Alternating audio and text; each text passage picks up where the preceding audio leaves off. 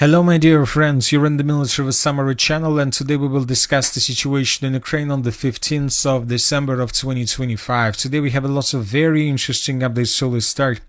And first we're going to talk about Berlin. We have a lot of updates. I would like to remind you that yesterday talks between Ukraine and the United States of America started. They were talking about the peaceful settlement of the conflict in Ukraine, and there were lots of questions, lots of paragraphs. Most of them were discussed yesterday, but the parties decided to continue discussion today on the 15th of December of 2025, and the Witkoff and Kushner, as expected, to again push for a full withdrawal from Donbass at today's meeting, while Zelensky will continue to refuse. According to media reports, under the US plan, Russia would withdraw troops from the Kharkiv, Sumy and Dnipropetrovsk region, while Ukraine would withdraw troops just from the Donetsk region.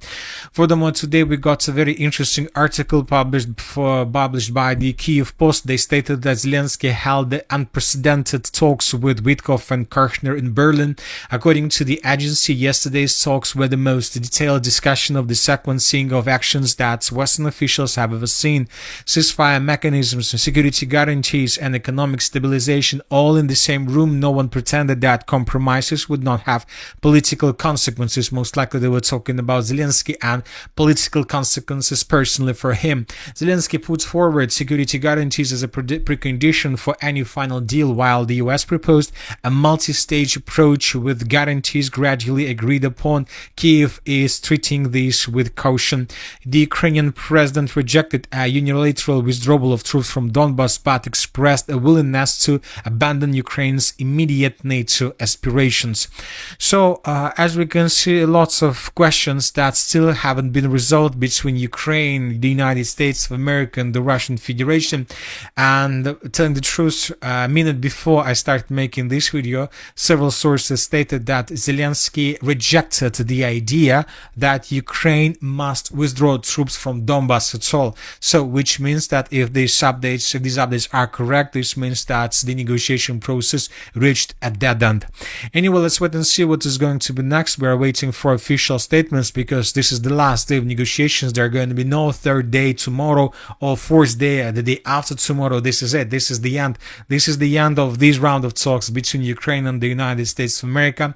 And right after this stage, the US representatives most likely will travel once again to the Russian Federation, and maybe this meeting will take place this week, somewhere by the end of this week, when the Americans will provide the Russians the final agreement, the final version, the final draft of agreement, and then the decision will be made by the Russians first of all. Now let's go to Ukraine. Let's discuss the situation on the ground. And first we're going to talk once again about the southern part of Ukraine, about the Odessa region. I would like to remind you that during the previous days we were talking a lot about Russian massive missile and drone strike through the entire Odessa region. We received lots of reports, updates, some pictures of Russian attacks in this area. A ship, a commercial vessel was destroyed. There was a blackout. There is still a blackout on the territory of Odessa. And just probably 3 days after the Russians began attacks, we received a few videos where we can see what exactly the Russians were attacking and how exactly the Russians were doing this. For example, in this video we can see how Russians attacked a bridge in the southwestern part of the Odessa region. So the Russians attacked this bridge through the river of Sarata, which is located in the southwestern part of Odessa region in the area of the settlement by the name of Sarata. And this is a very important bridge because, as you can see, there is a railways that go from the territory of Romania through the territory of Moldova in the direction of Ukraine, and obviously the Ukrainians were using these, let's say, railways for some military purposes. Obviously they were transferring military cargo to Ukrainian forces, and this bridge was damaged. We're not saying that the bridge was destroyed. We believe that several drones couldn't destroy the bridge, but the bridge was damaged, and the most important purpose was not to destroy the bridge, but to send a clear message to Ukraine and to Zelensky. So these attacks on the Ukrainian, let's say, transport logistic infrastructure, the purpose of these attacks, of this message, to show Zelensky if he rejects the proposals in Berlin, then Russia will enter completely different stage of the special military operation. We're not talking about quantity, we're talking about quality. This is going to be completely different special military operation when the Russians will increase the number of targets they will attack, and we understand that bridges will be included to these targets. Another video came also from this area, but from the Zatoka bridge. So this is the settlement of Zatoka. This is the most important bridge that connects the main Ukraine with the southwestern part of Ukraine, with this territory, with Romania, basically with the NATO country, and with Moldova. And Russians attacked this bridge with dozens of drones. So this video was published by pro-Russian sources, and here we can see the Zatoka bridge, and here we can see how Russians were attacking this territory with dozens of drones, maybe missiles, maybe even bombs. So during this video, the author of this video counted the number of strikes that the Russians carry out. In total, the Russians attacked the Zatoka bridge for 15 times. 15 explosions were recorded. I would like to point attention to this scene. As you can see, the Ukrainians created something like a defense barrier. There is a vessel in the sea that protects the bridge from Navy drones. Then there is another defense layer to the bottom, right at the bottom of the bridge. So Ukrainians try to protect the bridge as much as possible with the different barriers, so with the purpose to protect the bridge from Navy drones, first of all from the Russian side, by the Russians, as we can see, attacked the bridge with drones and missiles. So the bridge was attacked. Probably this is the most correct word that we can use. The bridge probably even wasn't damaged, at least wasn't critically damaged. The bridge is malfunctioning. Ukrainians can use this, but once again, the main purpose of those attacks was not to destroy the bridge, but to send a clear signal and a clear message to Ukraine that if you reject the Russia's and the Americans' proposal on the territory of Berlin during the current talks, most likely the southwestern part of Ukraine would be cut from the mainland, because the Russians, of course, there were 15 drones, and the 15 drones probably damaged for 1%. But if Russians use 1,500 drones, then most likely they will be able to deal some damage. Now let's move further. And let's discuss the situation in the Zaporozhye direction. As I understand, is exactly the most important updates are coming from this area. You know that the Russians of the Group of Forces East continue their offensive operation. Currently, there are very heavy clashes for the settlement of Gulyai-Polye. The Russians, according to latest updates, managed to cross the river of Khaichul in this area too, and the Russians began attacking on the Ukrainian side of the river. The Russians, as you can see, support their offensive operation with strikes, with artillery strikes, with aviation strikes. So there are very heavy clashes for the settlement, but the city of Gulyai-Polye is not the most important city on the entire Zaporozhye direction.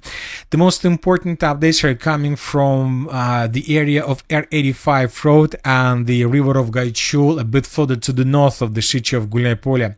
As you can see, the map has been adjusted once again. So let's compare the map between the dates, and this is the situation by the end of the 13th of December of 2025. This is the moment when everything started. The Russians, by the end of the 14th of December, according to several pro-Russian sources, managed to cross the river of Khaichul at two places. We discussed this situation, this piece of news yesterday. The Russians crossed the river to the west of the settlement of Zaporozhye, and as a result of offensive operation, the Russians managed to capture this stronghold. As you can see, we can recognize this stronghold from the satellites pictures. As you can see, this huge stronghold was captured as a result of offensive operation carried out by Russians. The second stronghold was captured to the west of the settlement of Dobropolye. Here we can see the same, very good quality pictures made by satellites. So this stronghold was also taken by Russians by the end of the 14th of December, according to different pro-Russian sources. They published this information. We discussed the situation. And by the end of the 15th of December, we received additional updates. First of all, the territories around these two strongholds were adjusted. based on the report that was published by a neutral mapper. So the territories the Russians captured this stronghold and territories around to the west of Dobropolye, and the Russians improved their position significantly to the west of Novozaporožje. But these two changes are not the most important thing. The most important thing is the report of the Minister of Defense of the Russian Federation about the settlement by the name of Pishchane. Today, pro-Russian sources stated that the units of the Group of Forces East managed to establish complete control over this small village. There are probably maybe 20 buildings and that's it, but the village was captured by the armed force of the Russian Federation, and the Russians published this video where we can see how exactly the clashes for this territory were taking place. So there are very heavy clashes for this area took place, and Russians managed to secure the area, and based on this report, based on the video, we have adjusted the map. So now we can say that Russians managed to cross the river of Khaichul at 3 places.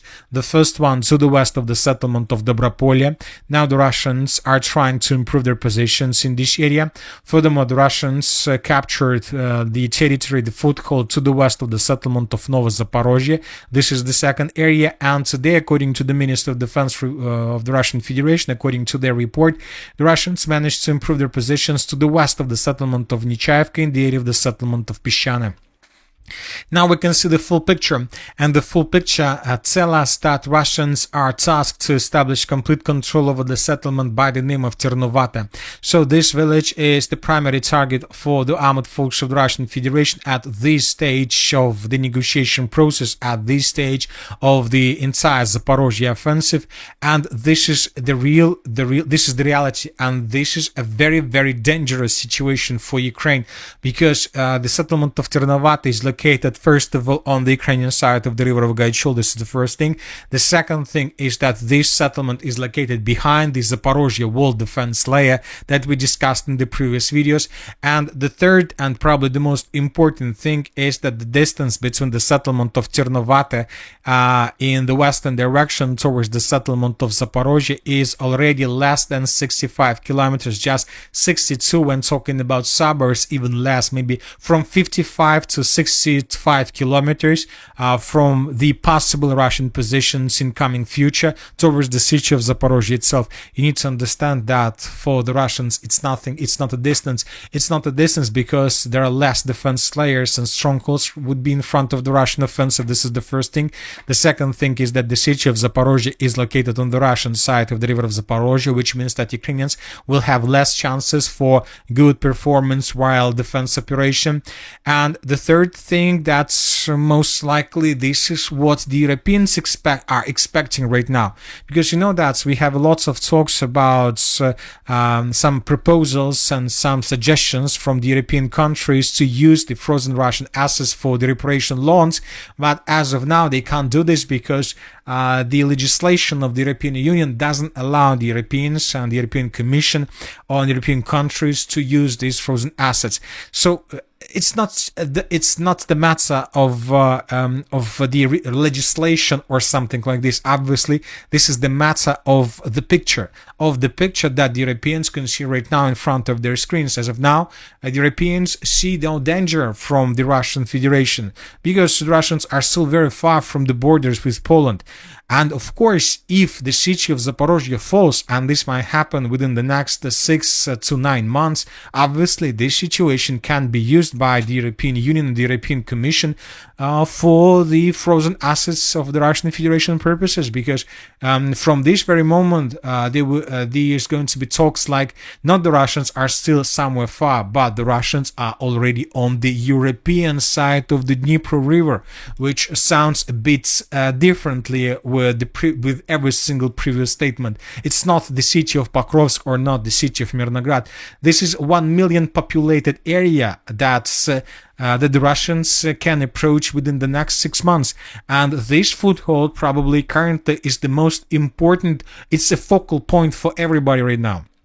So every single NATO general, every single Russian general, every single Ukrainian general, United Kingdom general, French general, German general, so every single general in the world who has any connections with the special military operation, with this war, with this conflict, currently is taking a look exactly at this foothold around the settlement of Ternavata, because now the future of the special military operation is being decided.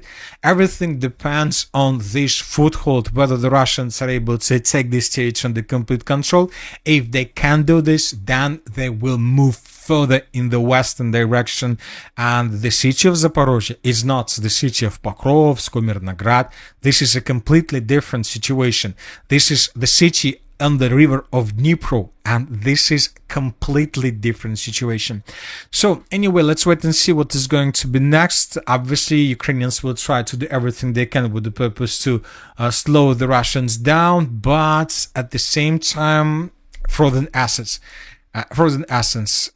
We understand that media picture will be completely different if Russians are able to get the city of Zaporozhye. This is going to be completely different picture for the Europeans, for the European countries. The Russians are already on the European side of the river of Dnipro.